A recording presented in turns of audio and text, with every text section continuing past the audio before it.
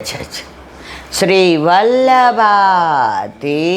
કી જય, ગિરિરાજ ધરણ કી જય, શ્યામ સુંદર શિયમની મહારાણી કી જય, શ્રી ગુસાઈજી પરમ દયા, શ્રી ગોકુલ નાથ કી જય, દાવ દયાળ કી જય, श्री नवनीत प्रिया लाल की जय, अपने माथे विराजता सेव्य स्वरूप की जय, बधाई वैष्णव ने जा करे जय श्री कृष्ण, जय श्री कृष्ण।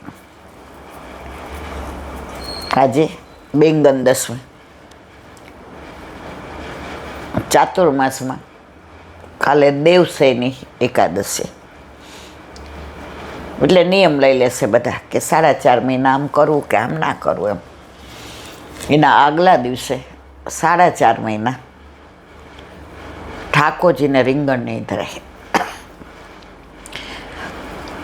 એનું વિવરણ ગઈકાલે કર્યું છે આપણે કે ભાઈ શાસ્ત્રમાં નિષેધ છે.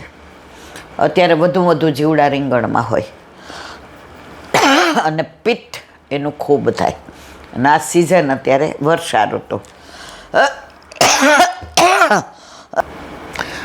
તો કાલથી લગભગ રીંગણ બધાને ત્યાં બંધ, સિવાય કે કોઈ માંદું હોય, કોઈ દવામાં, એ અલગ વસ્તુ છે. પણ 4.5 મહિના કોઈ વૈષ્ણવ કે કોઈના ઘરે ઠાકોરજીને રીંગણ ધરાશે નહીં કે લેવાશે નહીં.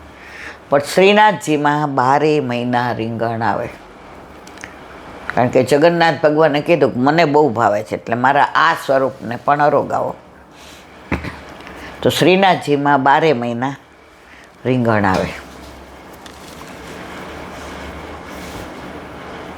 ઘણી વાર એવું બને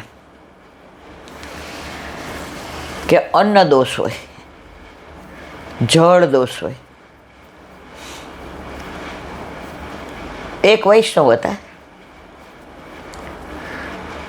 હવે પ્રભુની સુંદર સેવા, હાથ પવિત્ર કરે અને બહાર કોઈને વ્યક્ત ન કરે કે મારા ઘરે ઠાકોરજી બિરાજે છે. જેવી રીતે બે પાપડની અંદર કીકી સચવાય, એમ ઠાકોરજીને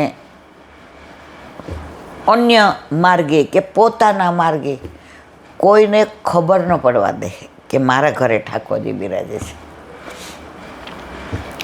હવે એના ઘરે એ જમાનામાં કૂવો નહોતો, એટલે બાજુવાળાને ત્યાં કૂવો, એટલે રોજ ત્યાંથી સવારે 3:30 બ્રહ્મ મુહૂર્તમાં જળ ભરી આવે. એટલે ઓલા લોકોએ કીધું તમારે આટલું બધું વહેલું જોઈતું હોય જળ, તો ડેલીની એક ચાવી તમારી પાસે રાખો, કારણ કે અમે તો ઓસરીને એક ઢાળીઓને બધું બંધ કરીને હોઈએ જ. અને કૂવો તો ફળિયામાં છે, પહેલાં સૌરાષ્ટ્રમાં ફળિયા હતા, હવે તો આ બધા એવા સિમેન્ટના જંગલ થઈ ગયા છે કે કૂવાય માર્યા ઠરે, ડેલી મારી ફરે અને ફળિયાય માર્યા ફરે. એટલે ઓલા લોકોએ કીધું કે ના, પછી એમ કે છે એ કે ખાલી કૂવો ને આ બધા છાણા ને લાકડા સિવાય એ બાજુ કાંઈ છે જ નહીં, તમે ચિંતા કરો માં. ઓલાએ લીધો ચાવી. હવે ગુરુદેવને વિનંતી કરી એવા કે મારા ઘરે પધરામણી યુગલ સ્વરૂપે. પહેલાં તો મારી બા એવું કહેતી કે પગલના જોડા ઘસાઈ જાય ને ત્યારે ગુરુદેવ પધારતા. અત્યારે તો વલ્લભ એવી કૃપા કરી છે કે સરળતાથી ને વિનંતી આપણી માની લે છે. કાલે આપણા જેના ઘરે ગયા હતા એના ઘરે વાસ્તુ ન કહેવાય, વૈષ્ણવ લગભગ વાસ્તુ ન કરે. 41 પદ હતા અને વલ્લભકુળની યુગલ સ્વરૂપે પધરામણી, પછી થોડા મજાની વધૈયો ગાય અને વૈષ્ણવને મહાપ્રસાદ, મુઠ્ઠી મગનો મનોરથ. એમાં સગાઈ હતા અને વાલા હતા, અને વિશેષ વાલા હતા. વિશેષ વાલા એટલે વૈષ્ણવ. એ કે અમારા ઘરે આટલા બધા વૈષ્ણવના પગલાં પડ્યા એમના હૃદયમાં બિરાજતા, એમના માથે બિરાજતા ઠાકોરજી એ વૈષ્ણવની સાથે પધાર્યા. એટલે અમારું વાસ્તુ થઈ ગયું. તો કાલે એટલે સવારે વહેલો સત્સંગ કરી લીધો કે સાંજે એવી રીતે જવાનું હતું. અને વલ્લભની પધરામણી એટલે યુગલ સ્વરૂપે આપણને દર્શન પણ થયા. મને વચનામૃતમાં સરસ એક સારોના સાર કહ્યું કે આપણે નિત્ય નિયમ બોલીએ છીએ, નિયમ નહીં બોલતા, નિત્ય. એટલે આવતીકાલે નિયમ લેવાનો. આપણામાં બધું નિત્ય છે. ગઈકાલે હતું ને આવતીકાલે હશે ને આજે છે ને નહીં. નિત્ય છે. નિત્યમ નવતમ લુલા શ્રુતિ ન પામે પાર. તો આપણે નિત્ય સેવા, નિત્ય નિરખવું શ્રી નંદ કુમાર. આપણે નિત્ય નિરખવાના છે. એક દિવસ સેવા કરીને બીજે દિવસે સારો કંટાળો, એવું ન હાલે. કંટાળો આવે એટલે તમે ઠાકોરજીને મૂર્તિ સમજો છો, સાક્ષાત નથી સમજતા. આપણા ઘરે દીકરો કે દીકરી હોય 1.5 મહિનાનો, 6 દિવસનો, વરસનો, તો આપણે એમ કહીએ કે આજ મને એને ખવડાવવાનો કંટાળો આવે છે, જા નહીં ખવડાવું. આપણે તો પેટમાંથી કાઢીને એને ખવડાવીએ. મારો દીકરો, હું માં છું.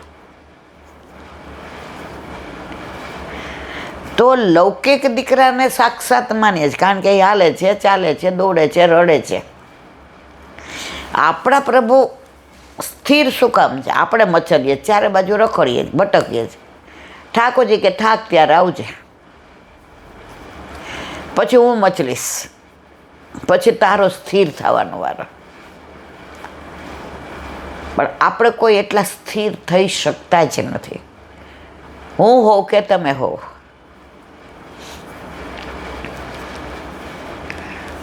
એટલે ઓલા સેવા પહોંચે પણ કોઈને કહે નહીં. હવે ગુરુદેવની પધરામણી કરવી હતી એટલે એના મિસ્ટર એમ કીધું કે 4 વૈષ્ણવ હોય, વધઈ ગાય, આ તે બધું. એ કે તો ખબર પડી જાય કે આપણા ઘરે ઠાકોરજી છે. પછી એમના ઘરે કાંઈ હોય એટલે આપણને કે આપણા ઘરે હોય તો એને બોલાવવા પડે. પછી લૌકિક બઢેગું, પછી અવર જવર વધે, પછી એમને ત્યાં લૌકિક પ્રસંગ હોય એટલે આપણે જવું પડે. આપણે તો 2 જણા એકલા છીએ એટલે આપણે તો કોઈ સવાલ જ નથી. એ કે તો જેને એમ નહીં થાય કે આપણે કોઈ યાર સંબંધ નથી. એ ગુરુ છે. આપણે આપણા જેવા મનુષ્ય દેખાય છે કારણ કે આપણી દ્રષ્ટિ એવી છે. ગુરુ એટલે મોટો, એને આપણા માટે કાંઈ ન થાય. એ કે મને એવું લાગે છે ખરાબ લાગશે, એ કે મને નથી લાગતો. એટલે એ દિવસે જળ ને બધું વધુ ભર્યું, સામગ્રી બધી એ રીતની સિદ્ધ કરી, ઠાકોરજીને અદકીમાં ભોગ ધરાવ્યો, કીર્તન કર્યા. કીર્તન તો એવા સરસ ગાય. હવે સાંજે પહેલાં તમને ખબર છે ઓલું ભોપુવાળી એમ્બેસેડર હતી, એટલે જે જાતે ડ્રાઈવ કરીને આવ્યા ને બહુ જ આવ્યા. પહેલાં છે ને પડદામાં રહેતા હતા, ખાલી નેત્ર જ દેખાય. અમે એવું જોયું છે, તમને નીચેની પાણી પગ ચરણે ન દેખાય, ખાલી આટલી એક આંખમાંથી ને જુએ. અને એટલી મર્યાદા. એટલે એના વરે કીધું ડેલી ખોલ નાખ. ઓલા ખોલવા ગયા. એ કે ના ના, તમારી આ ખડકી બરાબર છે. જાણે જે સમજી ગયા કે આ તાત્સીજન છે. ડેલી ખોલે ને બધું થાય ને આજુબાજુવાળા આવી જાય, આ તે બધું. એ કે ના ના ના, બધું બરાબર છે. એટલે વહુજી ઓલું પડદામાં હોય ને આ તે બધું. એટલે ઓલા બેનને એમ થયું કે આ પધારી શકશે કે નહીં મારી જેમ જરા શરીરે. એ કે ના, મને ટેવ છે તમે ચિંતા કરો માં, હું આવી જઈશ. ત્યાંથી ને એણે રેશમી પોતાની સાડી રાખી હતી કે મારા પ્રભુ મારા ગુરુના ચરણમાં ક્યાંય રોજ ન લાગી જાય. અને ફૂલની પાંદડીએ વધાવતા આજે વલ્લભ પધાર્યા મારે ઘેર રે, આજે આનંદની લહેર, આજે આનંદની લહેર, મારે વાલે કરી છે મોટી મેર રે, આજે આનંદની લહેર, આજે આનંદની લહેર, સોનાનો સૂરજ ઉગ્યો મારે આંગણે, વલ્લભ પધાર્યા મારા ઉરને આંગણીએ, હારે આજે થાય સૌને લીલા લહેર રે, આજે આનંદની લહેર, આજે આનંદની લહેર, આજે વલ્લભ પધાર્યા મારે ઘેર રે, આજે આનંદની લહેર, આજે આનંદની લહેર. પધાર્યા એટલે હાથ ખાસા કરાવો હોય કે શું સમય છે જે રાજા અમારા ઘરે શું સમય હોય. આપની આડીથી કાનીથી ને દાળ બાટી આરોગ્ય છે. બિરાઈ જતી એમ ટેરો ખોયલો, યુગલ સ્વરૂપે ઠાકોરજી બિરાજે. તો જેના મનમાં એવું થયું કે જાણે સામનેજી ઠાકોરજીને આરોગાવે છે અને ઠાકોરજી સામનેજીને આરોગાવે છે. પછી ભોગ સરાવી, આચમન મુખવસ્ત્ર કર્યું, બીડું લેવડાવી, આરતી કરી, પછી બાર બિરાઈ જાય કે જે આ બધું ધરાવેલું છે સામગ્રી, એટલે કે પ્રસાદ પધરાવું, ધરું, ચાંદીની થાળીમાં બધું સજાવટ કરીને લઈ આવે, રેશમી કપડાથી બધું. જે એકવાર એમ ન પૂછ્યું કોઈ આજુબાજુ વૈષ્ણવ નથી, એના વરને એ ચિંતા થતી હતી કે આપણા માટે એવું વિચારશે કે આને કોઈ વૈષ્ણવ મારે ભળતું નથી, આને કોઈ વૈષ્ણવ છે ઘરનું ઘર એટલે વર્ષોથી ને. પછી એના વરે મનનું સમાધાન કરી જ દીધું કે જે આમ કહેવાય કે બધું કહેવાય, અમને નહીં કહો તો કેસો કોને. એ કે આવડિયા નામ પેલા નહોતા લેતા, ઘરવાળીનું ઘરવાળા ન લે ને ઘરવાળા ઘરવાળીને ન લે. એ કે આજુબાજુ કોઈ યાર સંબંધ નથી રાખતી. હવે કોક દી કાંઈક એવું બન્યું તો જે કાંઈ બોલ્યા જ નહીં, ઓલા બેન સામું જોયું. એ કે પણ આપણે એવું વિચારીએ શું કામ કે કોક દી કાંઈક બને. આજે આપણા ઘરે 17 વર્ષથી પ્રભુ બિરાજા છે, કાંઈ બન્યું?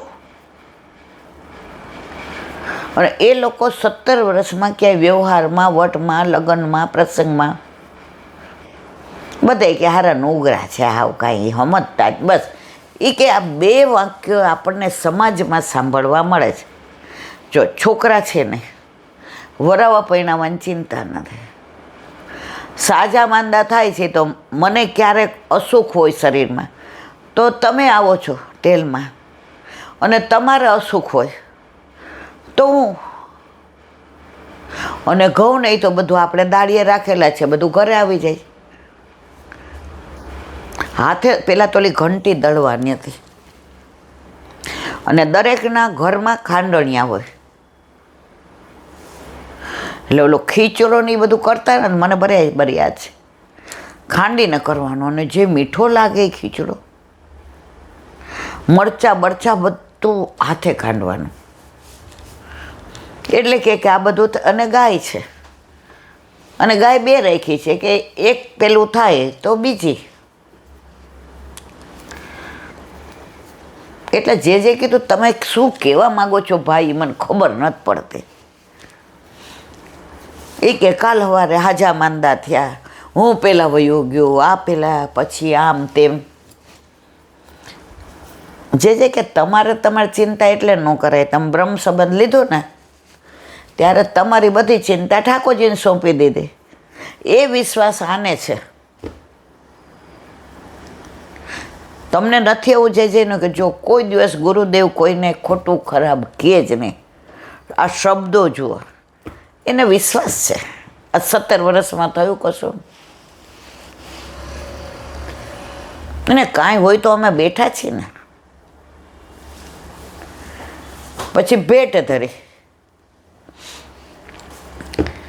પછી એને થોડી જમીન હતી એના મકાનના. એટલે ઓલા બેને એવું કીધું કે જે એક અંતરની વિનંતી કરવાની છે. કે શું? એ કે હું એવું નથી વિચારતી, પણ કાલે ના હોઈએ તો જે ખેતરનું અનાજ મારા પ્રભુ આરોગે છે, જે ઘરમાં મારા પ્રભુ પ્રસન્નતાથી બિરાજે છે, એ અમે ન હોઈએ અને સગાવાલા ઝઘડા કરીને વેરાન કરાવી દઈએ તો મારો એક મનોરથ છે કે રાજા આપને ત્યાં બિરાજે છે. તો અમે ન હોઈએ તો રાજાના વિવાહ જ્યાં થાય ત્યાં બધું. હવે અમને એવું આવડતું નથી, અમારે આનું કરવાનું, હું લખાણ નાન તેને. જે કે તમે કહો છો ઠાકોરજી ઉપર છોડી દો. એ કે જે બધું છોડી દીધું છે.